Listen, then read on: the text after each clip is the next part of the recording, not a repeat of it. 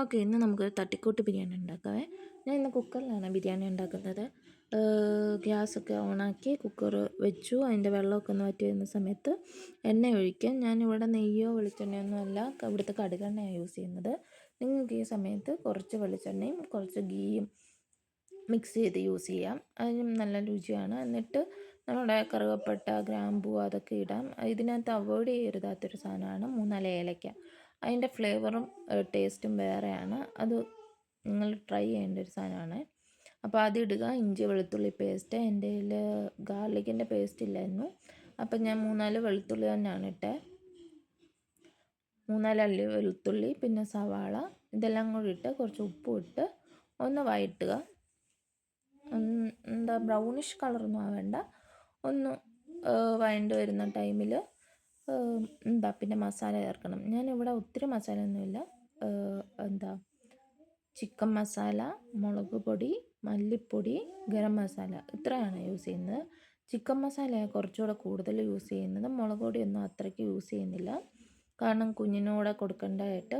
എരിവിന് നിങ്ങൾക്ക് കൂടുതൽ വേണമെന്നുണ്ടെങ്കിൽ ഇപ്പോൾ 2 പച്ചമുളകാണ് യൂസ് ചെയ്യുന്നത് കേട്ടോ. ഒരു പച്ചമുളക് കീറിയിടാം, ഒരെണ്ണം മുഴുവനായിട്ട് കീറാതെ ഇടാം, അങ്ങനെയൊക്കെ ഇട്ടാൽ മതി.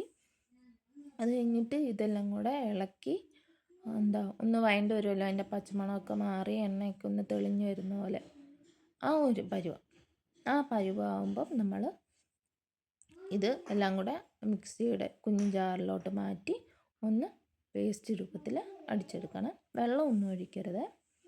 അപ്പം അത് കഴിഞ്ഞിട്ട് നിങ്ങൾ ചെയ്യേണ്ട പ്രോസസ്സ്, ഇവിടെ ഇപ്പം ഞാനാണെങ്കിൽ അരിക്ക് പറ്റുന്ന ചൂടോടൊന്നും ആരും അരയ്ക്കരുത്.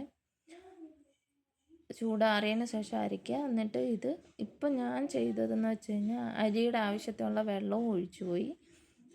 അപ്പം നിങ്ങൾ ചെയ്യുമ്പം ആദ്യം 1 ഗ്ലാസ് വെള്ളം ഒഴിക്കുക. അതൊന്ന് തിളച്ച് വരുമ്പം ഇപ്പം നമ്മൾ മിക്സിയിൽ മിക്സ് ചെയ്തില്ലേ, അതെല്ലാം കൂടെ ഇതിനകത്ത് ഇട്ട് കൊടുക്കുക.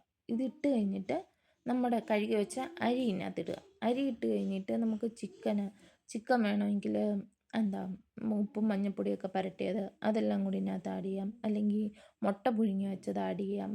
പിന്നെ പനീർ എടുത്ത് ഒന്ന് ഫ്രൈ ചെയ്തിട്ട് ഇതിനകത്ത് ഇടാം. എന്താണെന്ന് വെച്ചാൽ ഞാൻ ഇപ്പോൾ സെപ്പറേറ്റ് എടുക്കുന്ന, കാരണം എൻ്റെ ചിക്കൻ കറി ഉണ്ട്. എന്നിട്ട് ഇതെല്ലാം കൂടി ഇട്ട് അരിയുടെ ആവശ്യത്തിന് വെള്ളം ഒഴിച്ച്, അങ്ങനെ 1 ഗ്ലാസ് അരിക്ക് 2 ഗ്ലാസ് വെള്ളം, അങ്ങനെ ആവശ്യത്തിന് നമുക്കറിയാമല്ലോ, അതും ഇട്ട് ആവശ്യത്തിന് ഉപ്പും ചെക്ക് ചെയ്തിട്ട് ഇത് അടച്ചു വെക്കണം. സ്ലോ കുക്കാണ്, ലോ ഫ്ലെയിമിൽ വെച്ചിട്ട് 1 വിസിലടിക്കുമ്പം ഓഫ് ചെയ്യുക. പിന്നെ അതിൻ്റെ പ്രഷർ മാറുന്നവരെ. മറന്നുപോയി, ഞാനിവിടെ ബിരിയാണി എസൻസും ഉണ്ട്, പൈനാപ്പിൾ എസൻസും ഓരോ കുഞ്ഞു തുള്ളി ഒഴിക്കുന്നുണ്ട്. ഇതെല്ലാം കൂടെ ചേർത്ത് അടച്ചു വെക്കുക. 1 വിസിലടിച്ച് കഴിയുമ്പോൾ അതിൻ്റെ പ്രഷർ മാറി കഴിയുമ്പോൾ തുറന്ന് സെർവ് ചെയ്യാവേ. അപ്പോൾ പപ്പടം, സലാഡ്, അച്ചാർ ഇതെല്ലാം കൂടെ കൂട്ടി കഴിച്ചിട്ട് ഉണ്ടാക്കി നോക്കിയിട്ട് റിസൾട്ട് പറയണേ, ടേസ്റ്റ് ഉണ്ടോയെന്ന്.